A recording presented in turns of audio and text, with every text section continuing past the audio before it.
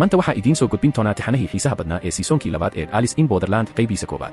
Sida aan ognahay, Arisu iyo asxaabtiisa waxay si lama filaan ah isku arkeen duni cidla ah oo aysan garanayn. Si ay u noolaadaan waa inay maraan cayaaro dhimasho ah. Haddii aad cayaarta badisid, waxaad helaysaa maalmo fiiso ah oo aad sii noolaanayso. Laakiin argagaxa wuxuu yahay haddii fiisahaagu dhaco, laysar cirka ka imaanaya ayaa madaxa kaa gubaya. Dhammaadkii qaybtii koowaad, dhammaan cayaarihii nambarada ahaa waa la soo afjaray. Waxaa dhiman oo keliya kaararka madaxda ah ee sawirrada leh J, Q iyo K. Wejigii labaad ee dhimashada ayaa durbadiiba bilaabanaya. Dadku waxay wadnaha farta ku hayaan iyagoo hortaagan shaashada weyn. Saacado ayaa la sugayay, laakiin wax dhaqdhaqaaq ah ma jiro. Gawaari fara badan ayaa ka soo muuqday dhanka badda. Waa dadkii ka soo badbaaday xaruntii weyneyd ee xeebta. Maadaama korontadii magaalada ay goday oo gawaaridu aysan shaqayn karin, kooxdan yar ayaa gacanta ku haysay shidaalkii ugu dambeeyey ee haray. Aan iyo kuwa kale ayaa dhinacooda u dhaqaaqay, argagax iyo naxdin. Xabad weyn oo dhagaha dilaacinaysa ayaa si kedis ah meesha qabsatay. Qof walba naxdin ayuu la aamusay.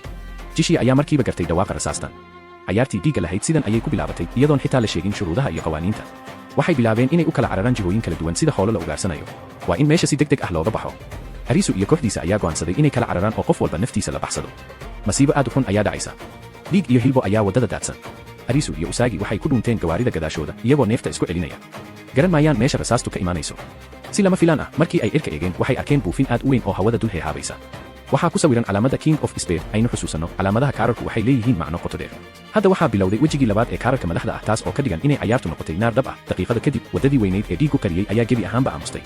Si lama filaan ah, waxaa wadada dhexdeeda soo istaagay nin xiran koofiyad iyo dhar madow, isagoo gacanta ku haysta hub culus. Arisu iyo Usagi waxay ogaadeen in halkan aan lagu sii jiri karin, laakiin haddii ay baxaan madaxa ayaa laga tooganayaa. Xilli ay quusteen, waxaa si xawli ah ku soo gaaray Queen iyo Tata oo wata gaari. Dhaqso!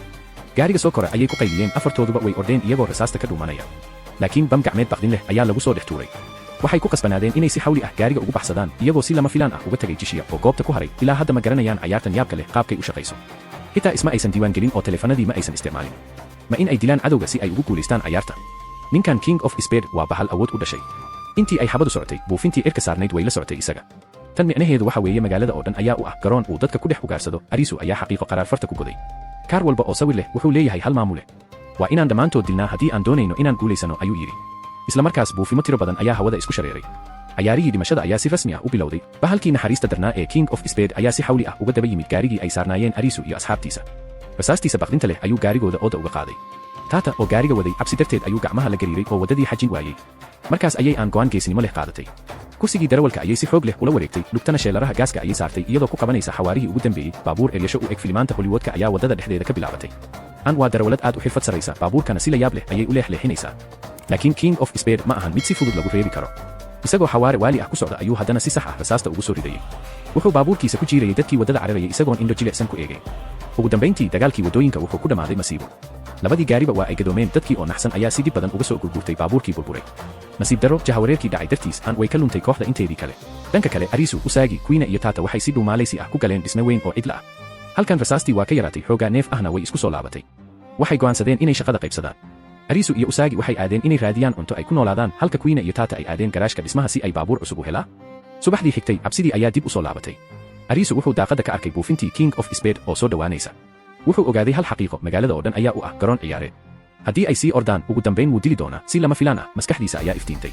Heerka ciyaaraha ayuu ku qayliyey. Maamulayaasha ciyaaruhu iskuma xadgudbaan. Haddii aan galno ciyaar kale oo uu maamulayo qof kale, King of Spade naguma soo xadgudbi karo. Qorshahan caqliga badan, Queen iyo Tata markiiba way raaceen. Xitaa Usagi way aqbashay, waxay doorteen inay aadaan garoonka ugu fog ee badda ku yaala, halkaas oo ay ka socoto ciyaarta King of Club.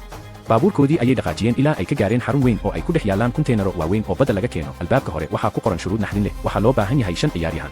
Laakiin markii ay eegeen miiska diiwaangelinta waxay arkeen oo keliya 4 jijimood oo u oggolaanaya, waxaana si cad ugu qoran in shuruudu tahay 5 ciyaaryahan. Balse iyagu waa 4 keliya. Si lama filaan ah, hooskii mugdiga ahaa ee kunteenarada gadaashooda waxaa ka soo dhex baxay ruux dhaqdhaqaaqaya. Waa Niragi. Waa ninkii dilaaga ahaa ee ka soo badbaaday dhismihii gubtay ee xeebtii. Wejigiisa iyo jirkiisa oo dhan waa ay gubteen, wuxuuna u eg yahay shaydaan naartii ka soo fakaday. Niragi qosol waali ah ayuu sii daayay. Waan idin arkayay, waxaan u imid inaan ciyaarta ku raaxaysto ee ima qabato wada shaqayn, ayuu yidhi isagoo qorigiisa garabka saaraya. Si qasab ah ayay kooxda ugu dareen ninkan bahalka ah, gacmaha ayay geliyeen jijimihii diiwaangelinta. Albaab weyn oo bir ah ayaa si gaabis ah u furmay. Markii ay gudaha galeen, shaashad weyn ayaa soo baxday. Waxaa ka dhex muuqda kooxdii ay la tartami lahaayeen. 4 qof oo dhar caadi ah qaba iyo argagax. Nin weyn oo gebi ahaanba qaawan ayaa shaashada dhex taagan. Arisu iyo kooxdiisa waa ay amakaageen. Ninkan dharka la maxay tahay ujeedadiisu? Magaciisu waa Kiyuma, waana ninka sita kaarka King of Club. Isagoo aan wax xishood ah dareemayn ayuu yidhi, dharku waa wax la iska dhaadhiciyey oo bulshadu samaysay. Dabeecadda aadanaha ayaan ku laabanay. Kani waa xorriyad. Arisu isagoo yaaban ayaa weydiiyey, idinku yaa tihiin? Maxaadse u ciyaaraysaan? Kiyuma ayaa ku jawaabay erayo wadnaha gooyey, waxaan nahay muwaadiniinta Borderland. masiibo arisu wuxuu isla markiiba fahmay in kaararka wajilaha ah aan lala ciyaarayn dad sidooda oo kale lasoo afduubay balse lala ciyaarayo raggii dalkan iska lahaa haddii ay guuldaraystaan kooxda arisu oo dhan waa la gowracayaa kiyuma ayaa sharaxay sharciga dhimashada ciyaarta magaceedu waa dagaalkii dhibcaha 2 saacadood oo qura ayaa la haystaa koox kasta waxay leedahay 10,000 oo dhibcood waa in dhibcahaas loo qaybiyaa 5 qof ee kooxda ku jirta qofkiina uusan ka yaraan 100 dhibcood sidee dhibcaha loo kordhiyaa waa in aad cadowga raadisaa oo aad gacan la gashaa qofkii dhibco badan ayaa guulaysanaya isagoo dhacaya 500 oo dhibcood laakiin waa dagaal indho la'aan ah ma ogid cadowga dhibcihiisa inta aadan taaban haddii ay koox isqabsato istaabato dhibcahoodu way midoobayaan si ay u xoogaystaan waxa kale oo jirta xarunta hoose haddii aad dhex gasho xero ciidameedka cadowga oo aad taabato xaruntooda waxaad helaysaa 10,000 oo dhibcood laakiin halis weyn ayaa ku jirta qofka ilaalinaya xaruntiisa haddii uu xarunta gacanta ku hayo dhibcihiisu waxay noqonayaan xad dhaaf haddii uu ku taabto adigoo soo weeraray waxaad waayaysaa 10,000 oo dhibcood haddii dhibcahaagu ay eber ka hoos maraan madaxa ayaa lagaa gubayaa isla markiiba waad dhimanaysaa intaan ciyaartu bilaaban arisu wuxuu kiyuma weydiiyey su'aashii ugu weynayd noloshooda haddii aan ciyaaraha oo dhan dhammayno guryahayagii ma ku laabanaynaa kiyuma isagoo dhoola cadaynaya ayuu yidhi dunidan ayaa ah midda dhabta ah haddii aad doonaysaan xaqiiqada si dhab ah noola dagaalama oo nafta haliga wakhtigii qorshaha ayaa la gaaray sidee 10,000 oo dhibcood loogu qaybiyaa 5 qof haddii si siman loo qaybiyo fursad loogu guulaysto dagaal gacanka hadal ah ma jirto arisu wuxuu sameeyey xisaab caqli badan usaagi iyo kuwiina oo orodka ku dheeraya min 300 ayaa la siiyey si ay u cararaan arisu iyo niraagi oo dagaalka foolka ah kala waxaa la siiyey min 4,600 iyo 4,700 taata oo ugu awood yar kooxda wuxuu noqday ilaaliyaha xarunta wuxuuna qaatay dhibcihii ugu yaraa oo ahaa 100 keliya qorshuhu waa in kuwa dhibcaha yar iyo kuwa dhibcaha badan ay isla socdaan si ay iskugu dheeli tiraan dhawaaqii foorida ayaa yeeray ciyaartii maskaxda iyo nafta lagu kala iibsanayay ayaa si rasmi ah u bilaabatay heeladii arisu si yaab leh ayay u shaqaysay markii ay 2 qof israacaan cadowgu wuxuu arkayay oo keliya dhibcahooda oo isku daray intii ay ciyaartu socotay arisu iyo kuwiina waxay si lama filaan ah u heleen mid ka mid ah qalabkii qarsoonaa kaas oo markiiba siiyey 2,000 oo dhibcood oo dheeraad ah fursad weyn laakiin farxadoodii ma raagin si kadis ah waxaa hor istaagay ninkii dharka lahaa ee kiyuma intaas kuma ekaan wuxuu dalbaday inuu gacan la galo arisu wuu yaabay wuxuu xisaabiyey in isaga iyo kuwiina ay wada haystaan 6,900 oo dhibcood dhinac kasta oo loo eego kiyuma ma guulaysan karo ninkani miyuu waashay ayuu hoos u yidhi arisu laakiin intaan la istaaban kiyuma wuxuu eegay arisu indhihiisa isagoo dhoola cadaynaya ayuu yidhi kooxdayda waan isqabannaa mararka qaar laakiin weligeen isma tuurno hogaamiyaha dhabta ah ma ahan mid qasab ku maquuniya dadkiisa waa inuu dhegaystaa waana inuu wakhti siiyaa hadalkani wuxuu si toos ah u taabtay wadnaha arisu isagoo dib u xusuusiyey saaxiibadiisii dhintay arisu wuxuu aqbalay loolankii gacanta ayuu saaray kiyuma guul arisu ayaa badiyey wuxuu kiyuma ka qaatay 500 oo dhibcood laakiin arisu wuu jaha wareeray sidee bay kooxda kiyuma u leeyihiin dhibco aad u hooseeya kiyuma ayaa si degan u sharaxay dhammaanteen waan simannahay nolosha iyo geerida ayaan wadaagnaa waxay si siman u qaybsadeen dhibcahooda qof walbana 2,000 ayuu qaatay waa xiriir iyo kalsooni ka baxsan caqliga bini'aadamka dhanka kale usaagi iyo niraagi waxay dejiyeen dabin dilaa ah usaagi ayaa iska dhigaysa inay keli tahay si ay cadowga u soo jiidato marka uu cadowgu soo dhowaado niraagi ayaa si dhuumaalaysi ah uga soo dhex baxaya meel mugdi ah oo ay ku midoobayaan heeladan fudud waxay siiyeen guulo isdaba joog ah dhibcaha kooxda arisu waxay gaareen heer ay cadowga uga sarreeyaan 6,000 oo dhibcood qof walba wuxuu dareemay in ciyaartu dhammaatay miyuu kaarka king of club intaan uun awood leeyahay ayuu isweydiiyey arisu laakiin ma oga masiibo ayaa soo socota geeska kale ee garoonka taata wuxuu si idnimo ah u dhex taagan yahay xarunta hoose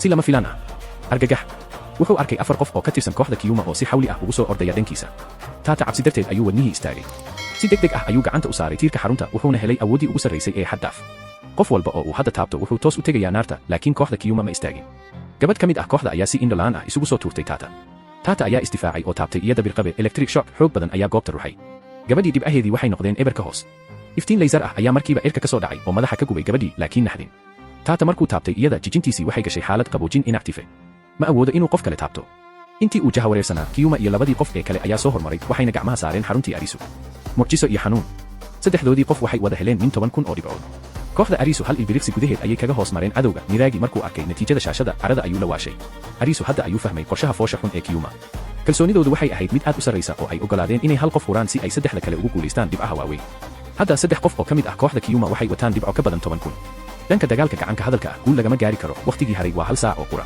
xaaladdu waxay isku beddeshay mid rajo xumo ah dhibcihii ayaa si xawli ah u kala fogaaday usaagi iyo kuwiina waxaa dagaal gacanka hadal ah kaga adkaaday kooxdii kiyuma midkiiba wuxuu waayey 500 oo dhibcood arisu isagoo quusanaya ayuu orday wuxuuna helay sanduuqii ugu dambeeyey ee qalabka qarsoon oo dhibcihiisu gaarayaan 3,000 laakiin intii uusan taaban gacan kale ayaa taabatay waa kiyuma ninkani wuxuu si indho la'aan ah isaga soo dhex muuqday garoonka tani waxay ka dhigan tahay hal shay xaruntii kooxda kiyuma cidna ma ilaalinayso laakiin kiyuma si fiican ayuu u ogaa in arisu iyo kooxdiisu aysan ku dhiiran karin inay weeraraan xaruntooda mar haddii ay arkeen dhimashadii naxdinta lahayd ee saaxiibkood wakhtigu waa dhammaanaya ayuu yidhi kiyuma isagoo muujinaya kalsooni buuxda waxaan leenahay 12,000 oo dhibcood oo dheeraad ah usaagi waxay haysataa 50 dhibcood oo qura itu sidaad u noolaan lahayd 23 daqiiqo oo qura ayaa hartay arisu maskaxdiisa ayaa wareegtay wuxuu eegay jijinta taata oo ah qaboojin wuxuuna la yimid qorshe waali ah oo geeri iyo nolol u dhexeeya waxaan weeraraynaa xaruntooda ayuu ku qayliyey qof walba wuu naxay tani miyaanay ahayn isdilid cad laakiin intii ay sugi lahaayeen in laysarku cirka ka soo gubo inay dagaalamaan ayaa roon. Tata ayaa ku haray xaruntooda halka Arisu, Usagi, Kuina iyo Niragi ay u dhaqaaqeen dhanka cadowga. Usagi oo leh xirfad orod iyo kaboodid aad u sarreysa ayaa kooxdii Kyuma ku weerarisay kunteenarada dhexdooda si ay indhaha uga weeriso. Dagaal foolka fool ah oo 3-3 ah ayaa halkaas ka dhacay. Fursad dahabi ah. Arisu ayaa si hoose u dhex dhuuntay wuxuuna gacan saaray xaruntii Kyuma. 10,000 oo dhibcood ayuu helay.